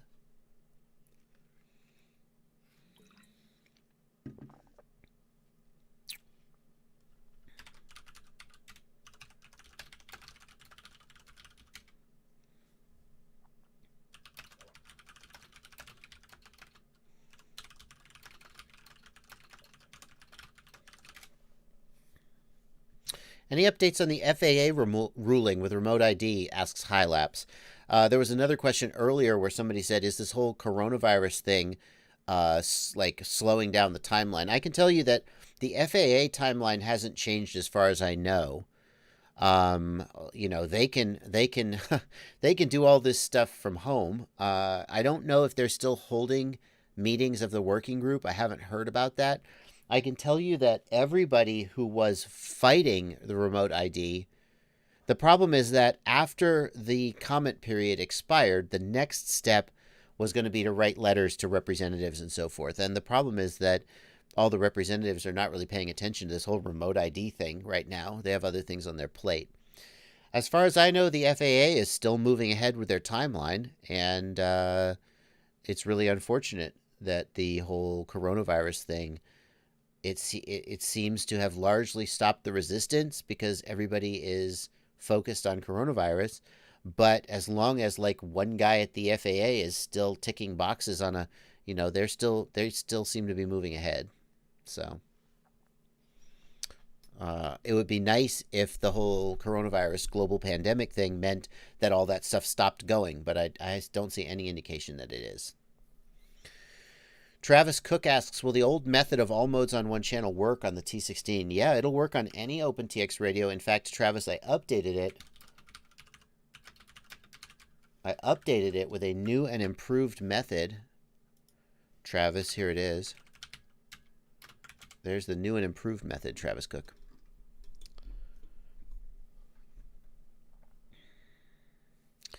Groom Lake Fisherman, thanks for $10 in the super chat. Is it better to go through the UART setting through the GUI on Betaflight or set it through the command line? Did this with RX range for stick ranges. Well, UART setup, I would use the GUI. Command line, the command line options for UART setup are really cryptic. I would definitely use the GUI. If you're trying to set up your endpoints, RX range is fine. You can also set your endpoints in the transmitter, but RX range works on all transmitters and may be easier for beginners to remember. David Gregorian, Radiomaster review. David, I will review the Radiomaster TX16S as soon as Radiomaster sends me one to review. They're not for sale yet.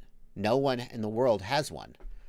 As far as I know, only Radiomaster has them, and they have said they will send me one as soon as they have one available, but they haven't sent, I don't think they've sent one to anybody. They certainly haven't sold any to customers. So the Radiomaster review will happen as soon as they send it.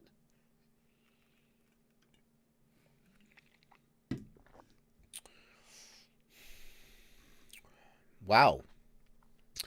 Nazrat, thank you for a $50 super chat. No question, just a $50 donation. Thank you, Nazrat. That's so generous. I really appreciate that. I don't know what to say. Will the T16 display an iNav map or camera view? Asks Craft King. The Jumper T16 can display a map. There is the YAPU, Y-A-A-P-U, the YAPU Lua script for iNav will display a GPS map, basically like a Google map that you download, and it'll show your position on the map. I don't think it's reading it from the internet in real time. I think you have to load it on the SD card, but it will do it. Betaflight doesn't have anything that will do that, and none of these guys will display a camera view on the screen. I actually think that would be a really cool way that Radio Master could differentiate themselves from the T16, would be by making it possible to have a little 5 gig receiver hooked up and showing on the screen. It seems like it, you got a screen there, why not? And I know that this is a little bit contradictory. I complained about the TBS Tango. I dislike the form factor of the TBS Tango. And what I've said is that they stick a screen on the TBS Tango in the middle. The Tango gets wide. I'm talking about the Tango 1, not the Tango 2. It gets wide. The form factor is really weird. And what are you going to do? Are you going to fly like this? No, you're not going to use that screen to fly off of. So why then do I think the T16 is amazing because it has a big screen? And I'm like, yeah, why wouldn't you use that for that? Is that contradictory? It's the form factor of the radio, not the presence or absence of the screen. I like a big screen. Why wouldn't you like a big screen? It's just that the Tango 1's sort of wide, kind of weird form factor. Wasn't a big fan of it. The T16's form factor is narrower and taller. It fits the hands well. For me, at least, it does. And my thinking is, as long as you got the screen there, I'm not going to fly off it, but I could certainly use it for, like, testing on the bench and so forth. So, yeah.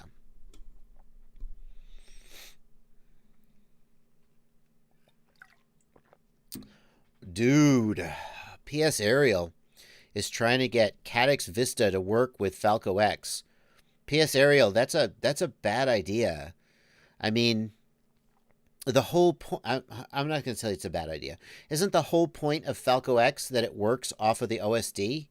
And since Caddx Vista can't draw the full OSD, I guess you have to plug it in to the PC-based configurator, which I guess is no different than Betaflight. Okay.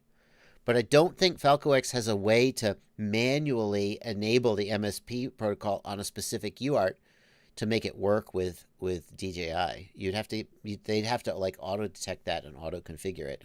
I don't know that they do it.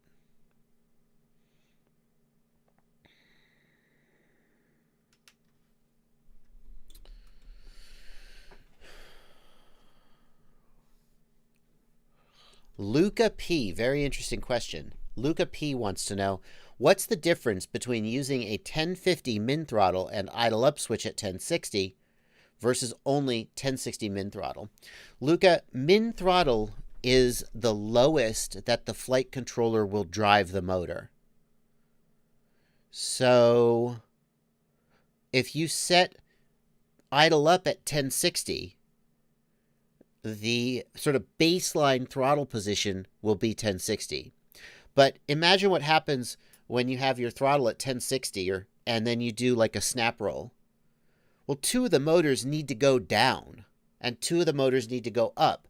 And those motors can go as low as min throttle. Well, if your min throttle is 1060, then the only way to make the quad roll is to raise the other motors higher. These motors can't go any lower. But if your min throttle is all the way down here, but you've got an idle up here, the motors can go down below the idle up value. And this is the entire idea of the new Betaflight dynamic idle setting, which I have a video about, which is to let that happen. So that's the difference. With 1060 min throttle, the motors can never go below 1060 ever. So if they need to go down below that, what happens instead is that the other motors spin up even further.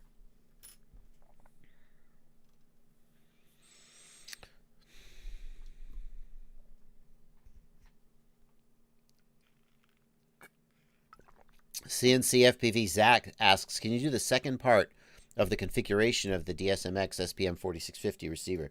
Here's the deal, man. It's that video was a little bit of a trial balloon. Hang on.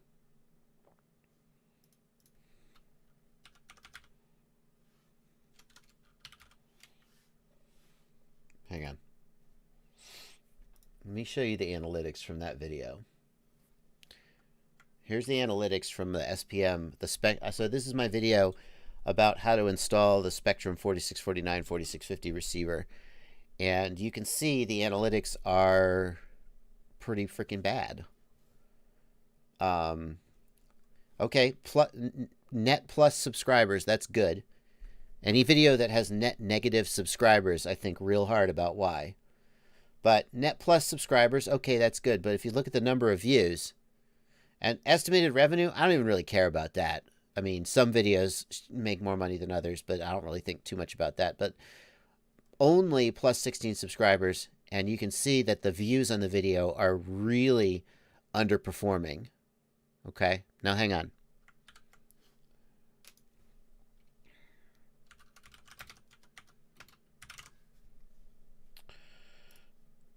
Compare that to Jumper T16 bind and set up new model. Plus 190 subscribers. Now this is over 180 days, right? So this came out a long time ago. This came out like 6 months ago. 180 days. Look at the views. 42,000 views. It's right near the top of this gray line, which is my usual. It's running right near the top. $150 revenue over 6 months. That's decent for a video. So a couple people in that SPM 4650 video, I said, well, maybe I'll do more. I said I want to do more setup videos, but the SPM 4650 video, it just didn't get very many views. So people, here's the thing. People said, there's so many Spectrum users out there. If no one's making Spectrum content, if you would just make some Spectrum content, it would do so well. I was like, okay, I'm down. I don't, let's do it. So I released that video, and it didn't do well. It didn't, just not. And it doesn't mean, like, I'm not a slave to the analytics, but, like, I want to make content that helps the most number of people. And I just don't, I feel like there's higher priority things that could be out there. Anyway, yeah, the analytics on this Jumper T16 one are weird. Who said that? Mr. Tux. Mr. Tux, this is a very weird one because normally the line levels off. It kind of levels, like, go back. No, not that one. Normally the line levels off and flattens out, right? The T16 one is freaking weird. I don't know why it bumped like this and it's just kind of going up linearly. I don't understand that. It's so weird. Something happened with this one. This is very unusual. So yeah, that's a very odd line. Kyle K, it's not bad. That's not a bad idea, Kyle K. I have a philosophy that if a video is doing poorly, I just change the title. Just change the title to anything. Because maybe that'll kick it off and get it going again. But, I mean, I'm not sure what... I feel like that's a pretty on-point title. What should we change the title to?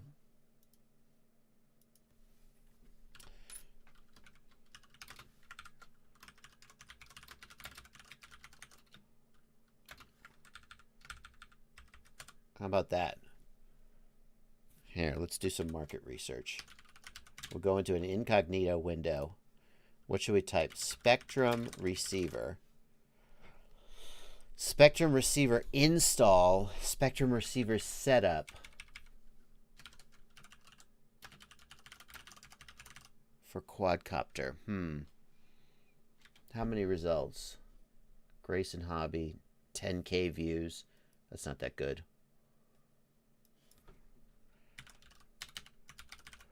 4650. 10K views.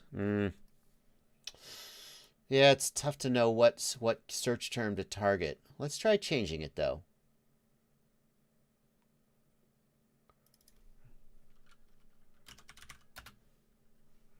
For drone, for FPV, what's the bigger search term? I gotta have the receiver name in the title. Because somewhere out there, there's someone searching for how to set up SPM469T. It has to be in the title. Mr. Tux suggests, you can't believe how to set up SPM4650. Not gone wrong. Amazing prank. Yeah, no, that would do it. These are the things you have to think about. Let's try changing the title. Maybe it'll kick up.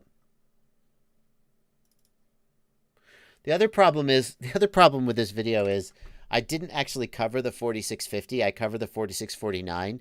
And then people in the comments were like, the 4650 is way better. I was like, oh, well, setting up the 4650 is the same.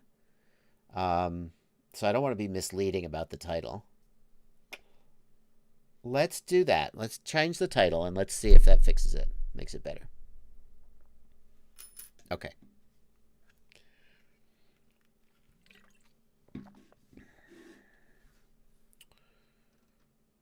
YouTube does allow tags, Bull Pride, but tags are not actually that useful.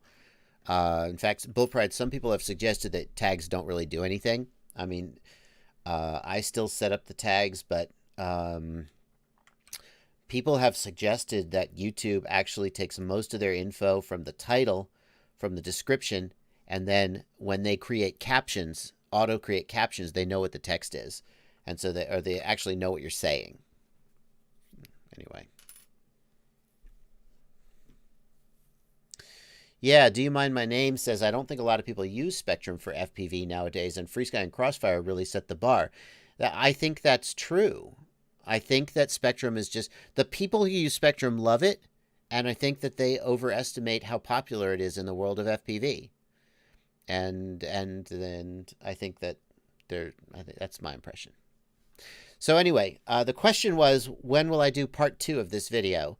And the answer is, like, whenever I sit down to think, oh, maybe I should do... Because I did say I would do it, and I hate to not deliver. But whenever I sit down to do that, there's always something else that... Like right now, I'm doing an iNav setup tutorial. I feel like that's going to get way more interest and going to be way more educational and interesting to people than you know, how to set endpoints in Spectrum. So, okay. Alrighty. Sorry, Spectrum users. I'm really sorry. That's what I just want to be straight with you. That's why I haven't gone back to make part 2. If this video had gotten even medium views, then I would be like, okay, there's a Spectrum audience out there. Let's make more content for them. But it just didn't. It just didn't. Anyway. All right. Enough about that.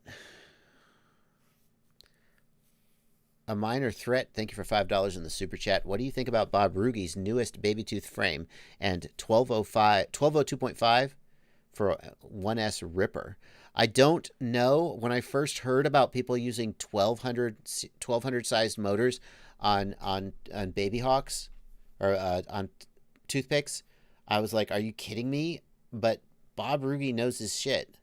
So if Bob Rugi says that a 1205 11,500 kV motor is good on 1S, I just am like, he doesn't fool around. He's not just like, here's the latest, newest BS that he just spits out. He spends a lot of time testing this stuff, and when he says there's something good, there is. So he knows it all. Wait, no, I know it all. I'm the know-it-all. Freestyle and Racing Drones, thank you for a $2 super chat. Make a vid, take apart a ready to fly, and put it back together. Interesting. Interesting. How do you know what pads on your flight controller are for external UARTs, asks Hayden M. The Rotor Riot CL1 budget build comes with a different flight controller. I don't really understand the whole UART thing. Here is the video for you, my friend. I've got a video that talks you through how to make a wiring diagram. Hayden M. Let me tag you there, dude. Watch that video and then ask me if you have any questions. Just message me. Jan DZBand wants to know, how's the BT 2.0 longevity? How many mating cycles can I expect before it becomes unflyable? I can tell you, Jan or Jan, depending on where you're from. I mean, I don't have 1,000 mating cycles through mine because I don't fly my tiny whoops that much, especially now that the weather's gotten good. So far, I've had no problems. Yeah.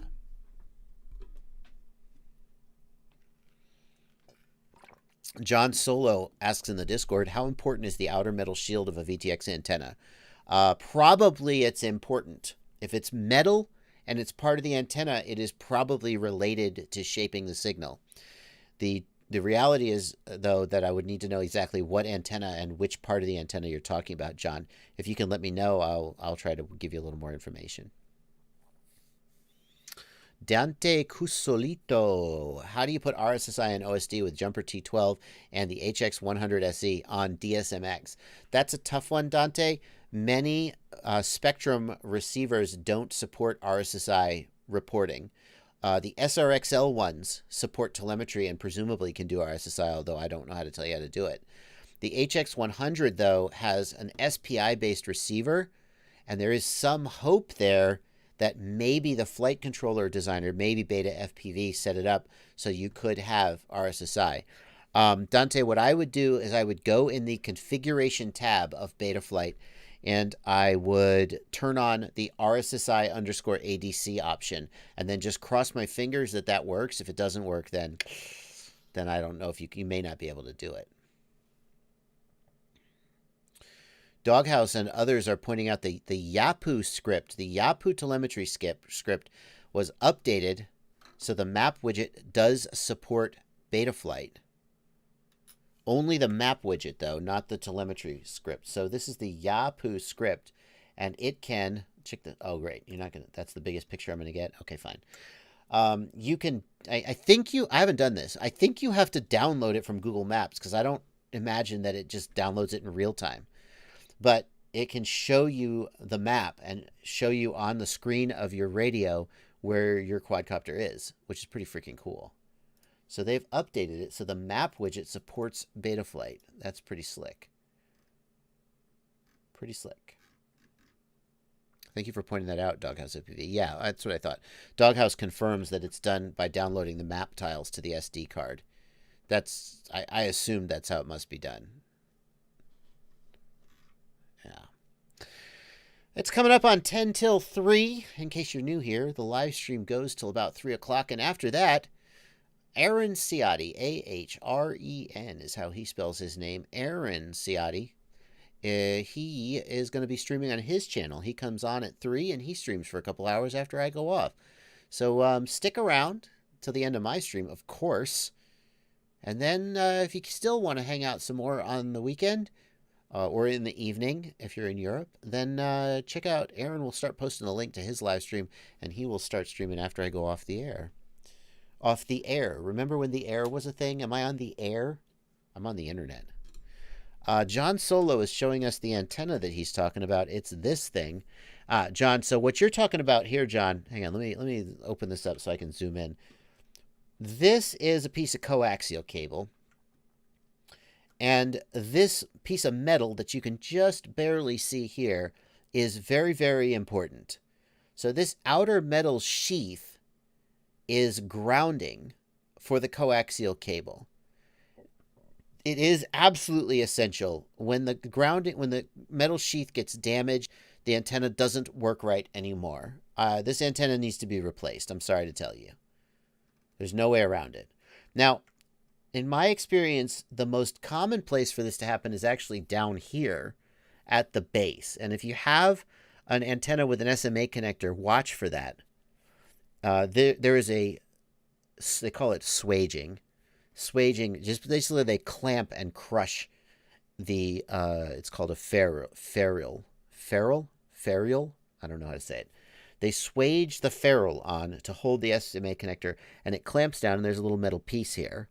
And this metal piece will rub up against the coax as the coax bends, and eventually it'll wear through and it'll create a break like this down here. And the problem is that often this is hidden by the heat shrink and you don't know it's there.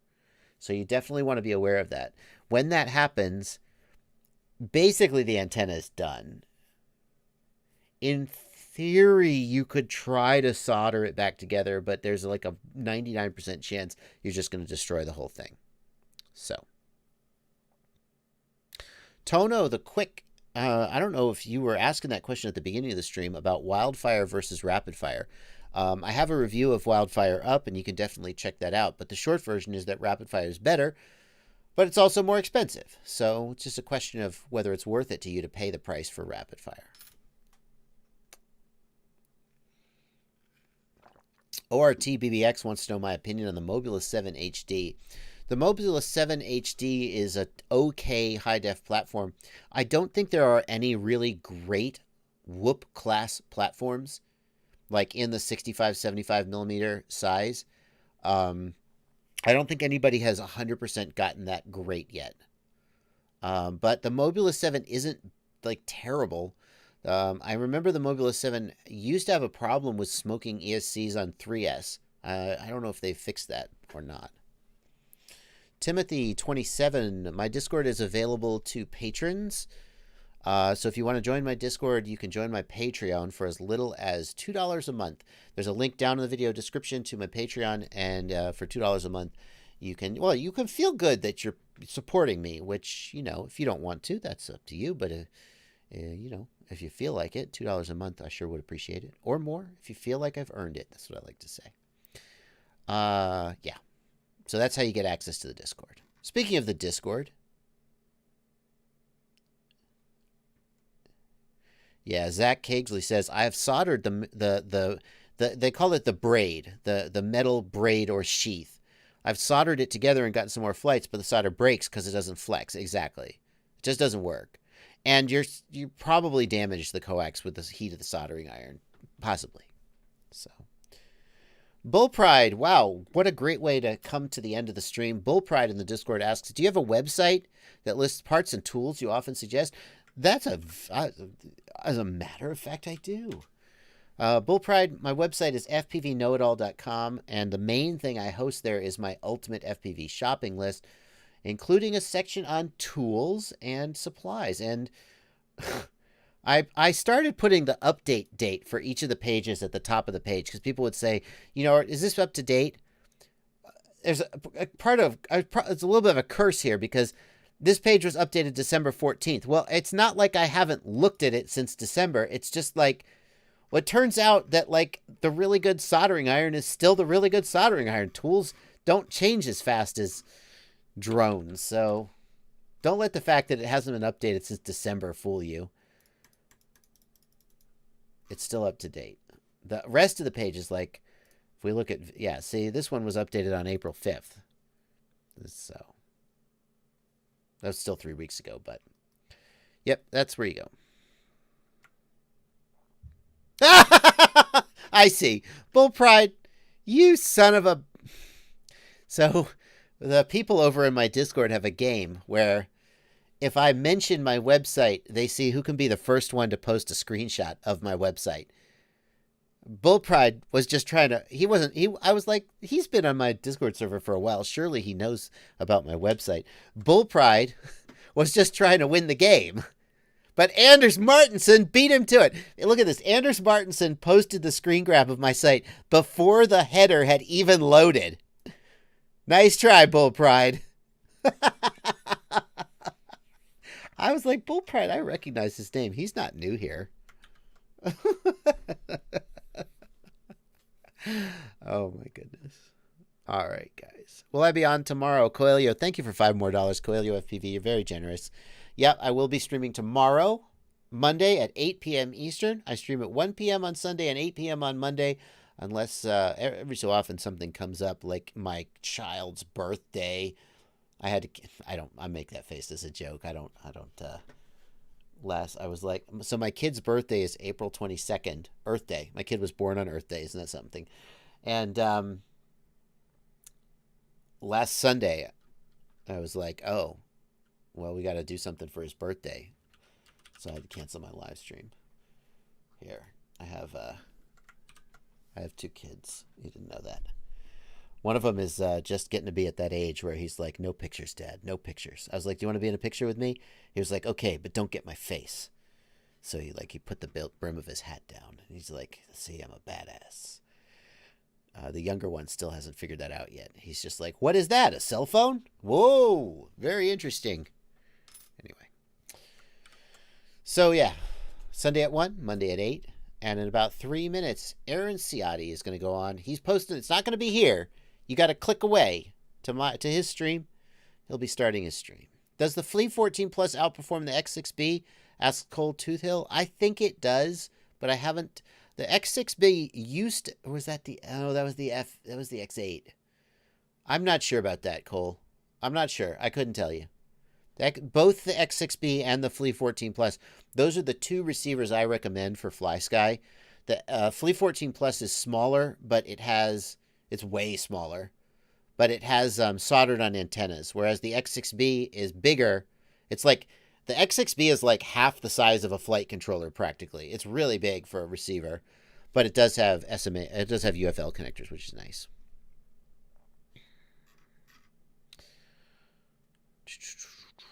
Furkan 10KY. If you have an F4 processor, I would recommend using 4K. I don't think you're going to notice the difference between 4K and 8K, and it'll keep your utilization down. Daniel says, link for the next streamer, please. Ciotti is posting the link, but I'll post the link too. Why not? I can post the link. There you go. See, there's a little link to Ciotti's live stream coming up. I am going to be getting out of here. Thank you guys so much for watching. And yeah, let's all head on over to Aaron Ciotti's stream, where he will be doing, let's see, he's building a glide. I just got some glide frames in the mail. Toothpick motors. Ciotti knows a ton of things about, here's the thing, Ciotti knows a ton of things about micro quads. He knows about bigger quads too, but I think of him because I also know a ton of things about big quads, but I don't know as much about micros. So I think of him as being super knowledgeable about micros because that's what I always turn to him for questions about. Ciotti also, I don't know if he's talked about this on his stream, but he used to be a driving instructor, like a race driving instructor. So if you have any questions about how to get your lap times down, hit him up. You're welcome, Ciotti. Guys, I'm going to be out of here. I will see you tomorrow. As always, I'll be answering your questions in email, Facebook Messenger, and wherever else you manage to get a hold of me. Thank you so much for all your support. Take care of yourselves. Wash your hands. Be safe, and happy flying. See you guys tomorrow.